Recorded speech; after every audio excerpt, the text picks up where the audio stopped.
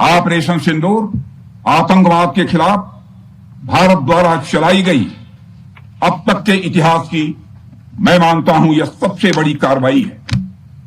35-40 वर्षों से भारत सरहद पार से चलाई जा रही आतंकवाद का सामना कर रहा है। आज भारत ने पूरी दुनिया को यह साफ कर दिया है, यह स्पष्ट कर दिया है कि आतंकवाद के खिलाफ हम किसी भी हद तक जा सकते हैं। साथियों, आतंकवादियों ने पहलगाम में आतंकवादी घटना को अंजाम देकर भारत के मस्तक पर चोट पहुंचाने की कोशिश की है। भारत की सामाजिक एकता को तोड़ने का भी प्रयास किया गया है। उन्होंने भारत के माथे पर वार किया, हमने उनकी छाती पर वार किया है और छाती पर घाव किया है। पाकिस्तान के जख्मों का इलाज इसी बात में है कि वह भारत विरोधी और आतंकवादी संगठनों को पनाह देना बंद करे और अपनी जमीन का इस्तेमाल भारत के खिलाफ किसी भी सूरत में न होने दे। साथियों, आपको याद होगा कि लगभग 21 साल पहले स्वर्गीय अटल बिहारी वाजपेयी जी के सामने इसी पाकिस्तान ने इस्लामाबाद में डिक्लेरेशन किया था कि अब उनकी धरती से आतंकवाद एक्सपोर्ट नहीं किया जाएगा। मगर पाकिस्तान ने भारत को धोखा दिया है, पाकिस्तान ने भारत को छला है और आज भी वह धोखा दे रहा है।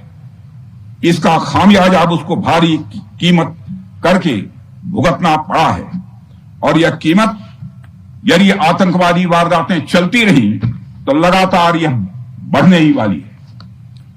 हमारे प्रधानमंत्री श्री नरेंद्र मोदी जी ने दो टूक शब्दों में आतंकवाद के खिलाफ भारत की नीति को रीडिफाइन कर दिया है, इसे परिभाषित कर दिया है, जो यह कहती है कि हिंदुस्तान की सरजमी पर किया गया कोई भी आतंकी हमला एक एक्ट ऑफ वार माना जाएगा। दोनों देशों में जो अंडरस्टैंडिंग बनी है फिलहाल वह इसी बात को लेकर है कि सरहद पार से कोई बेजा हरकत अब नहीं की जाएगी। अगर की गई तो बात निकलेगी तो बहुत दूर तक जाएगी। साथ ही हमारे प्रधानमंत्री ने यह भी साफ कर दिया है, आतंक और बातचीत कदापि एक साथ नहीं चलेंगे और अगर बात होगी तो आतंकवाद पर होगी और पाक ऑक्युपाइड कश्मीर पर ही होगी। साथियों, ऑपरेशन सिंदूर की कामयाबी ने पाकिस्तान में छिपे आतंकी संगठनों और उनके आकाओं को भी यह साफ बता दिया है कि वे कहीं भी अपने आप को महफूज और सुरक्षित न समझें। अब वे हमारे बहादुर भारतीय सेनाओं के निशाने पर हैं। दुनिया जानती है हमारी सेनाओं का निशाना अचूक है और जब वो निशाना लगाते हैं तो गिनती करने का काम वह दुश्मनों पर छोड़ देते हैं।